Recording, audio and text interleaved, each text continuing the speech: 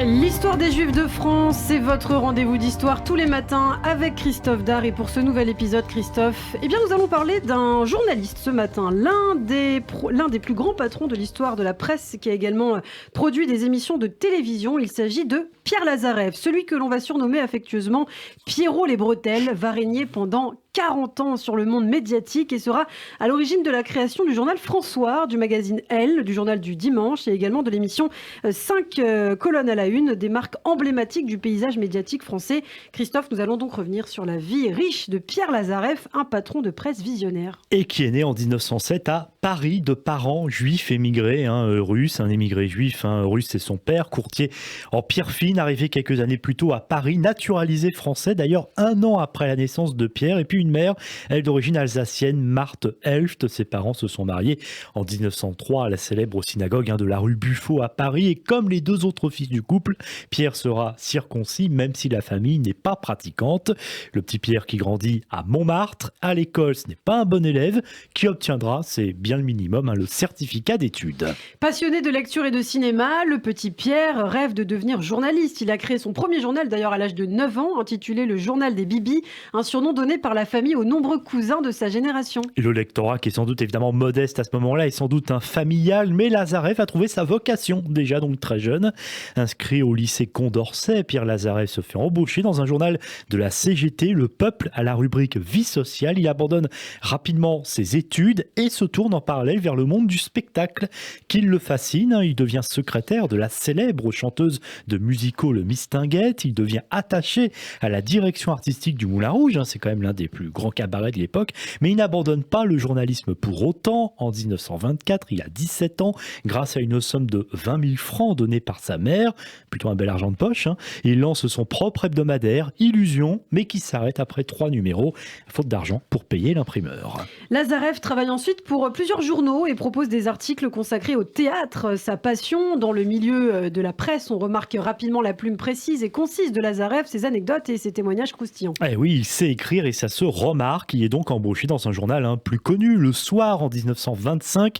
Car oui, à l'époque, les journaux paraissent le matin, mais beaucoup paraissent aussi l'après-midi, voire même le soir. C'est la grande époque, évidemment, de la presse à grand tirage. Il prend en charge la rubrique théâtrale et c'est sans doute, d'ailleurs, lors d'une de ces soirées théâtrales que Lazareff a rencontré une comédienne de 18 ans, son aînée, Maria Filassier, qui deviendra sa première compagne en 1928. Et ça, c'est une date importante. Lazareff fait la rencontre la plus importante de sa vie. Un industriel, Jean Prouveau. Il est issu d'une famille industrielle du Nord, a rien à voir avec la presse au départ. Il a même créé l'entreprise de filature La Lainière de Roubaix. Prouveau qui se tourne aussi progressivement vers la presse et qui devient propriétaire d'un journal au tournant des années 30 qui marche pas très fort et qui s'appelle Paris Midi. Lazareff se voit confier la rubrique Page et mode de cette publication qui voit son tirage augmenter rapidement. Lazareff monte en grade et il devient chef des informations de Paris Midi. Et il fait embaucher un certain Joseph Kessel, dont on reparlera ultérieurement, né dans une famille juive russe, engagé volontaire comme aviateur pendant la Première Guerre mondiale. Kessel avait en fait tiré de cette expérience humaine, si l'on peut dire, et dramatique, son premier grand succès littéraire, L'équipage, publié à 25 ans, et son œuvre romanesque et journalistique, toute sa vie va se nourrir de cette aventure humaine. En 1931, Pierre Lazareff est nommé par Jean Prouveau directeur de la rédaction de Paris Soir, l'un des titres phares de la presse française de l'époque. Mais Lazareff qui reste malgré tout toujours en parallèle un homme de spectacle, secrétaire général du théâtre Pigalle, 11 fois secrétaire général de théâtre, intéressé notamment par les campagnes publicitaires. Il travaille aussi un petit peu pour le cinéma, mais c'est bien Paris Soir qui l'occupe le plus dans son emploi du temps et qui devient du coup le plus grand journal français par son tirage au cours des années 30, passant d'1 million d'exemplaires en 1933 à près de 2 millions 6 ans plus tard, loin devant le concurrent numéro 1 qui est à l'époque le Petit Parisien. Le succès populaire de Paris Soir repose notamment sur de grandes signatures, notamment les grands reportages de Kessel, correspondant du journal pendant la guerre d'Espagne, puis pendant la période appelée la drôle de guerre en 1940. Et oui, cette période où il ne se passe rien sur le front. Kessel, qui est vraiment un petit peu le fil rouge, puisqu'il va suivre Lazareff jusqu'au bout avec ses nombreux reportages très intéressants. Mais on a aussi le poète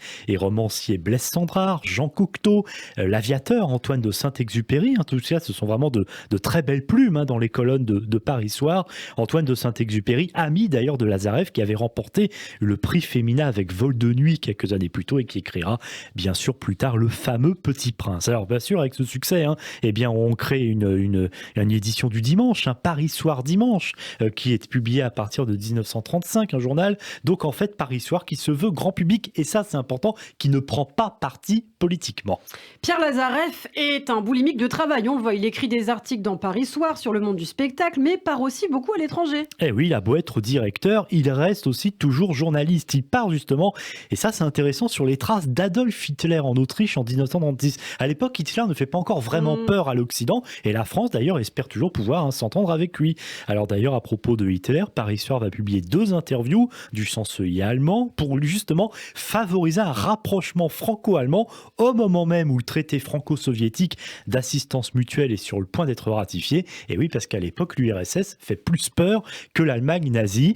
Lazareff aussi, qui rencontre en 1937 la mère du président américain Roosevelt, qui écrit-il, je cite, « pratique avec passion l'art d'être grand-mère ». En juin 1940, alors que s'amorce la débâcle de l'armée française, Lazareff part pour New York cette fois et rejoint l'Office de l'information de guerre, puis à Londres, au sein de l'American Broadcasting System in Europe. Il dirige les émissions radiophoniques à destination de l'Europe occupée. Exactement, mais il vit mal son exil, il est résistant, mais son métier il le manque en France, et surtout le pays bien sûr, il a hâte de rentrer. Alors il revient bien sûr en France à la Libération, il retrouve son poste, directeur de la rédaction de Paris Soir, dont l'imprimerie d'ailleurs avait été attribuée à un journal de la Résistance basé à Lyon. Puis Lazareff reprend un journal clandestin qui avait été très actif dans la Résistance pendant la guerre, Défense de la France, qui devient France Soir, avec pour slogan le grand quotidien de Paris. Le premier numéro paraît avec un double titre, France Soir, Défense de la France, le 7 novembre 1944. Son tirage progresse très vite, malgré des dizaines de concurrents, et puis aussi à l'époque, les pénuries de papier qu'il faut gérer, passant en très peu de temps de 265 000 exemplaires, c'est pas beaucoup, en novembre 1944 à 630 000 4 ans plus tard, donc on a quasiment triplé sur ces 4 années. Quand France Soir est racheté par Hachette en 1949, Lazareff est nommé gérant et directeur général du quotidien. La force de France Soir est la même qu'avec Paris Soir avant-guerre, proposer un journal populaire sans parti pris politique, avec des titres percutants, des photos en couleur et des scoops. Et la rédaction qui tourne presque 24 heures sur 24, ça tourne les rotatives, 25 voitures avec chauffeur qui à tout moment peuvent aller sur le terrain et couvrir un événement. Le journal qui profite bien sûr aussi, avant tout sans doute de l'actualité de l'époque. Et les plus gros tirages, c'est lors des guerres d'Indochine et des guerres d'Algérie, ces guerres décoloniales terribles. Joseph Kessel, on le retrouve encore, qui continue ses reportages, et la consécration, c'est qu'en 1953, France Soir, c'est le quotidien le plus vendu en France, 1 million d'exemplaires par jour et jusqu'à 8 éditions. François ne suffit pas à l'appétit de Pierre Lazareff. Il fonde en 1949 le Journal du Dimanche et Hélène Gordon-Lazareff, son épouse, lance en 1945 un magazine féminin d'un genre nouveau, c'est Elle. Et Pierre Lazareff qui chapeaute en réalité le journal. Il assiste à toutes les conférences de rédaction hebdomadaires sauf la partie féminine réservée à sa compagne et à son équipe. Et puis en 1960, ça ne s'arrête pas là, Jean Prouveau confie à Lazareff le lancement d'un nouvel hebdomadaire, encore un Télé 7 jours.